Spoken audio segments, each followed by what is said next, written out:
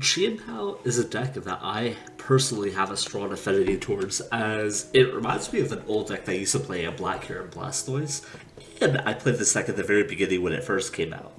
I ended up dropping it down the line, but now is a good time to revisit it. One, because we have the new Regigigas that allows us to do a lot of damage, but two, it's the last time to play this deck while Irida is in the format. And three, to be quite frank, my friend has been kicking my ass with this deck. I'm going to give a shout out to my friend Danny, who was the one that gave me this list. And even if I wouldn't continue going forward with this specific version of the deck, I think it's a really good place to work off of. And so if I feel like exploring with this deck a bit in the future, I think this is what I'm going to work off of. But other than that, I mean, it's kind of Chien-Pao. You just use Baxcalibur and attach your energies over to your Chien-Pao, or to your Iron Hands, or to the Radiant Greninja, and now to the Regigigas. That incredibly helps out your Dragon Ball matchup.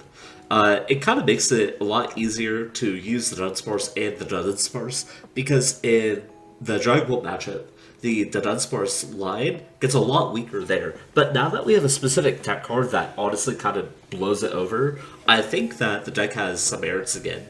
And especially the Dunsparce engine, because we're able to cover for that weakness, which is really nice. But if you guys enjoyed the video, make sure to like, comment down below, and subscribe. And if you comment down below on this video, and then also go to my community post that you'll be able to find either on my channel or in the description of this video, and comment underneath there as well, you'll be entered into a raffle to win a shiny Mew EX. And yeah, I mean, that's basically it. I'm going to do the raffle tomorrow. So yeah, look forward to that, and I hope you guys enjoy the game. Alrighty. Now, getting started these matches here, while we're, basically hoping my opponent doesn't put down Budew. I think there is one big reason this deck might struggle currently, and that is, the card I just said. Budew is such a pain in the ass to fight against. It just sucks too, because this deck wants to be very supporter focused. This is about as PokéStop as a PokéStop deck gets, because we're only playing 4 Irida, and then 2 Iono. And then everything else we trash, we have a bunch of recovery for. Like, we have double Super Rod, I think we have double Night Stretcher too. So, like, we're basically just chucking away.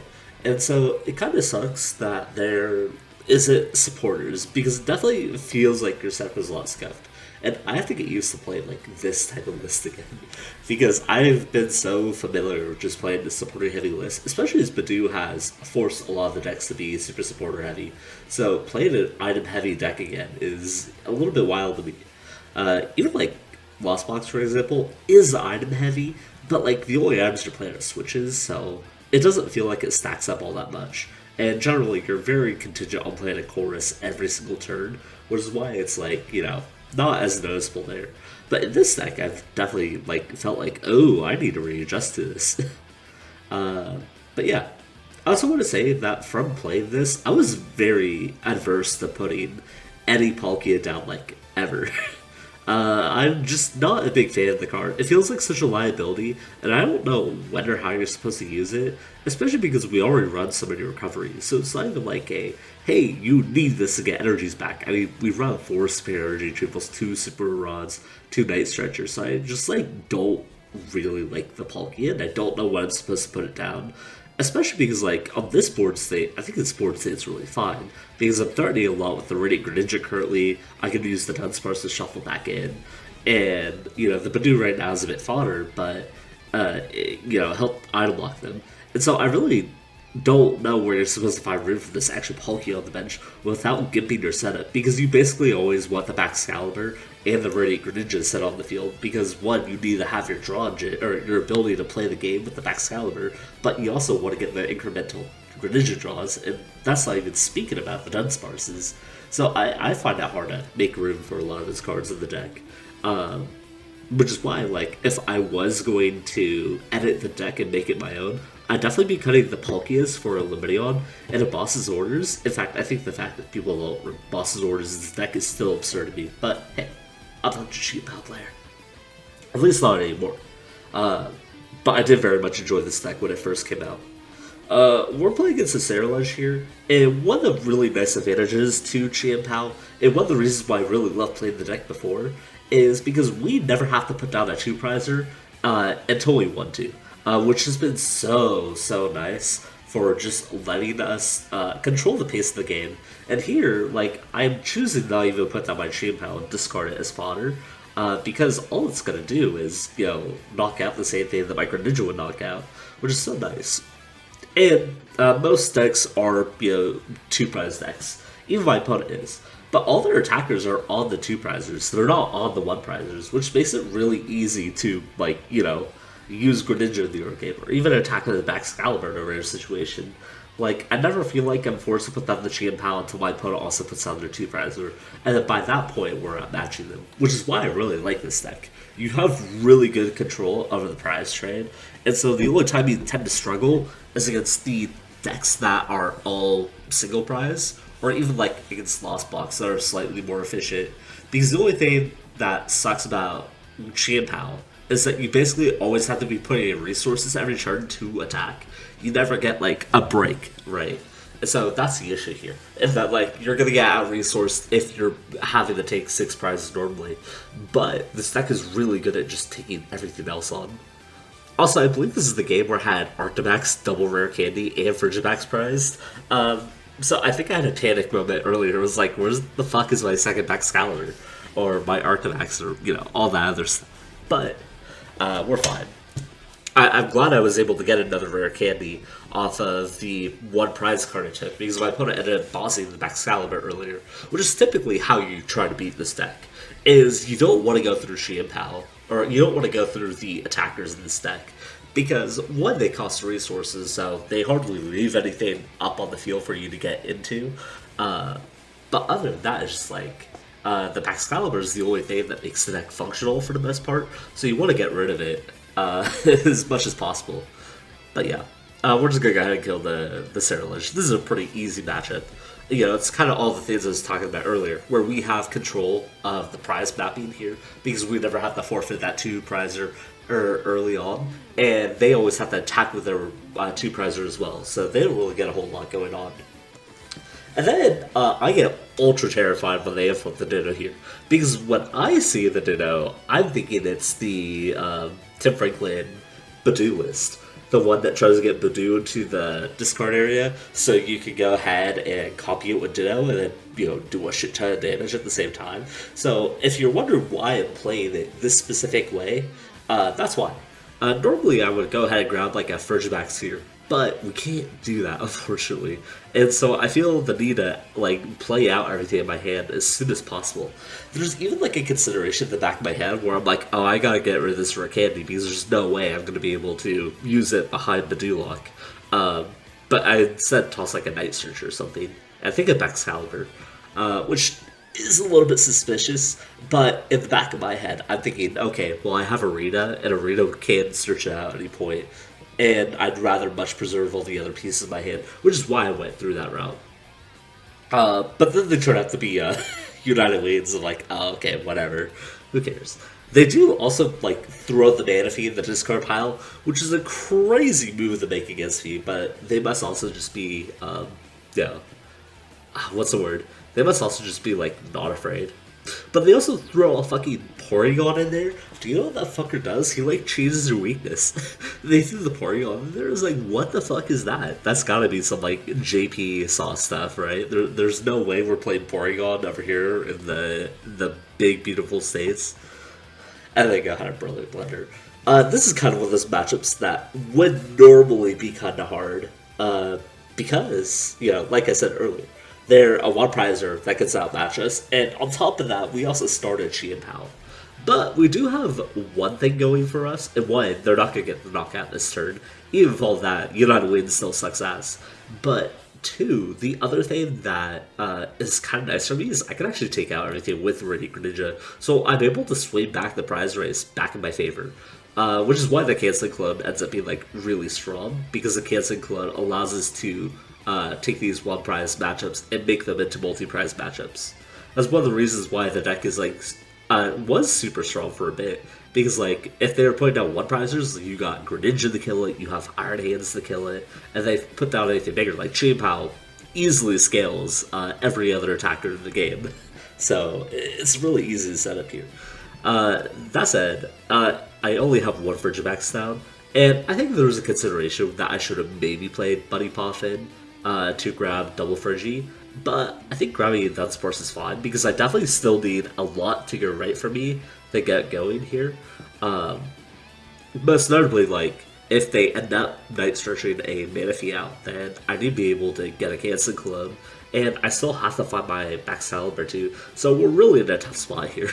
And this is kind of where, like, I really wish I had a Lumineon, because Lumineon would simplify so many things at this exact moment, and I've never used the Palkia, which is why, you know, I keep mentioning it.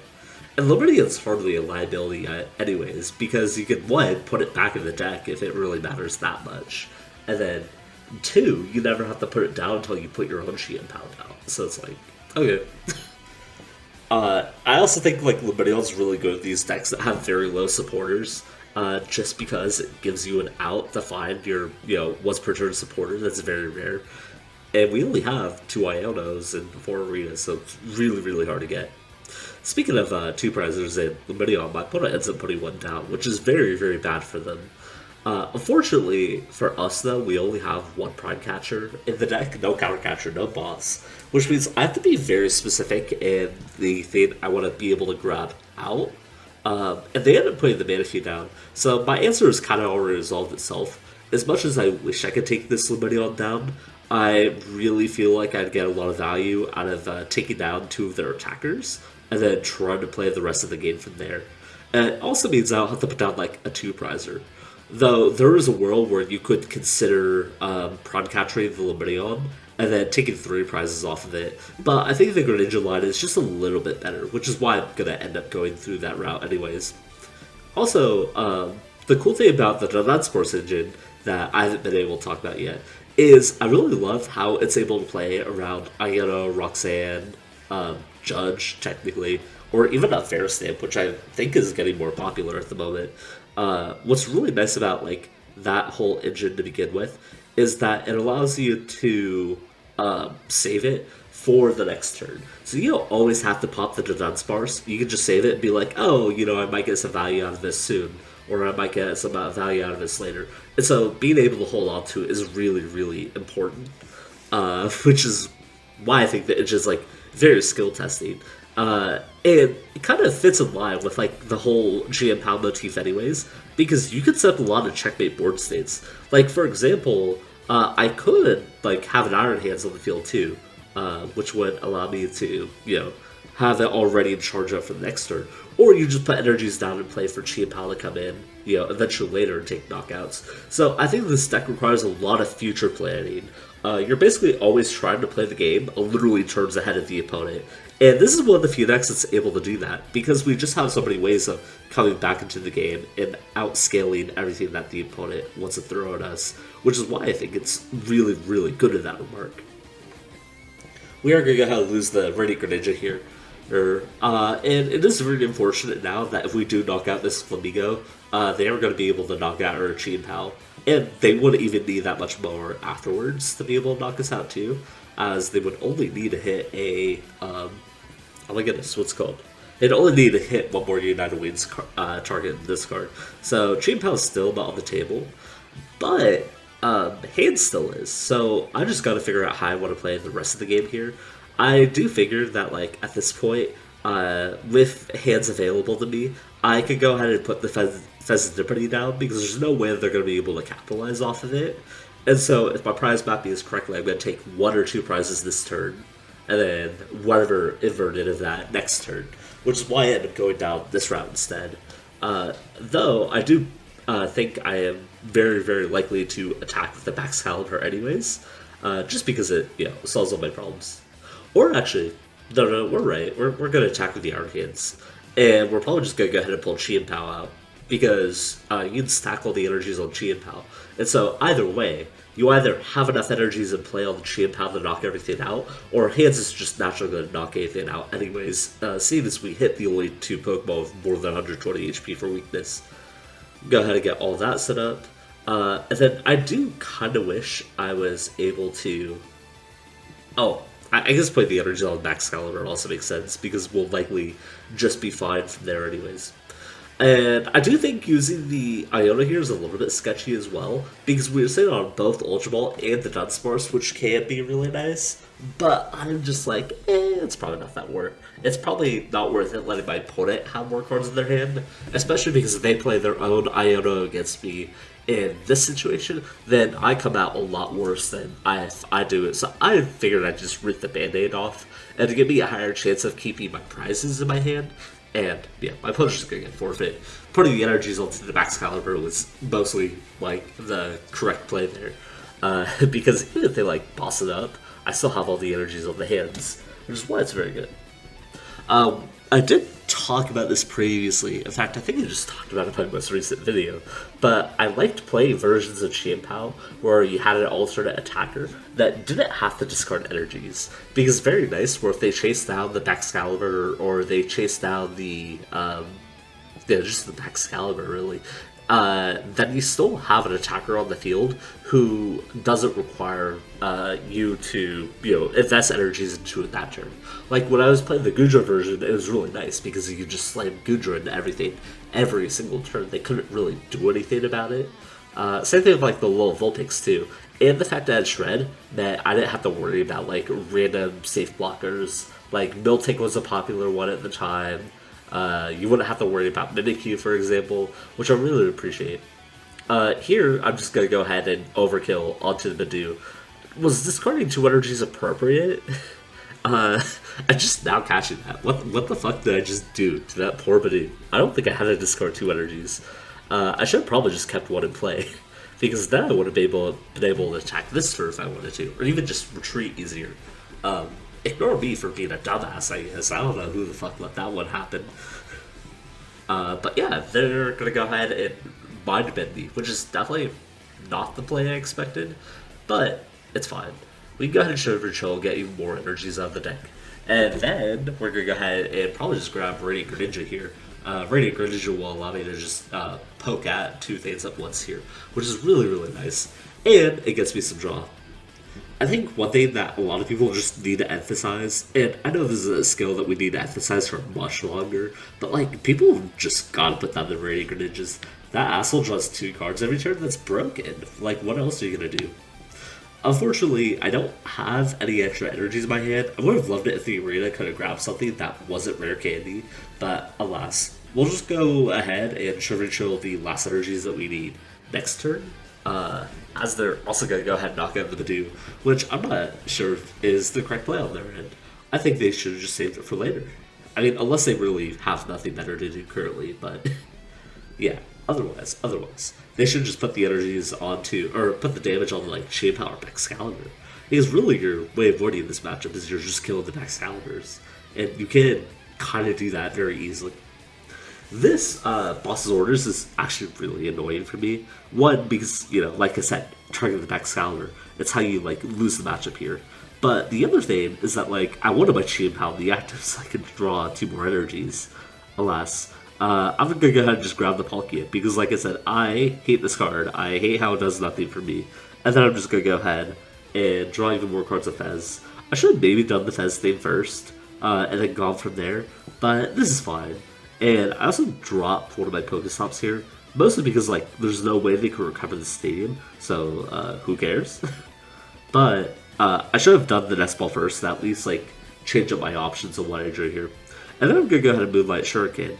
And I think most people would probably just target the back line and try to leave the monkey stray, but none of those field draws cards anyways, and so I'd rather just get rid of the monkey, because the asshole's, kind of taunting me.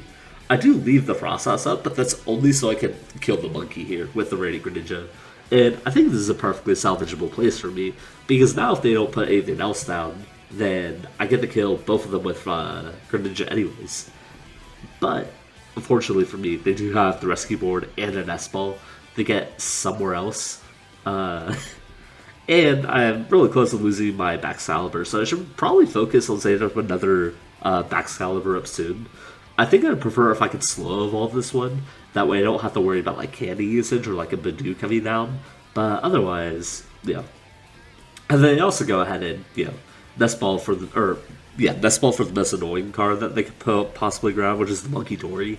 it's kind of the only thing that's like saving them in this game, because the fact that it can attack and disrupt my whole game plan is super tilty. Oh, and they also have a Blood Moon in the deck. Not something I think I was entirely ready to play against, but it most likely won't matter because one, we're so far ahead, and two, they didn't even attach up energies to it. So we're just gonna go ahead and start searching out for more stuff here. I think I grabbed the Frigibax just to use it as fodder. I didn't want to grab the Baxcalibur, get rid of it. And I also feel like because my opponent's hand clearly has nothing available to them, I might as well just go ahead and discard the Iono. I'm not really getting much use out of it right now. And then we're going to do the thing that I said earlier and save the Dunsparce to draw later. But, spoiler alert, my opponent's going to concede. So, I'm just going to go ahead and end it off here. I hope you guys enjoyed the gameplay, the video, and all of that. Check out the description for the comment. What the fuck did I just say? Make sure to comment underneath the video, and then check the description, the comment underneath my community post. That's what I meant to say. If you want to earn a free Mew. Other than that, I'll finish the giveaway tomorrow. So, yeah, I mean, it might be a last chance to enter, who knows. Regardless, I hope you guys have a good day. Peace.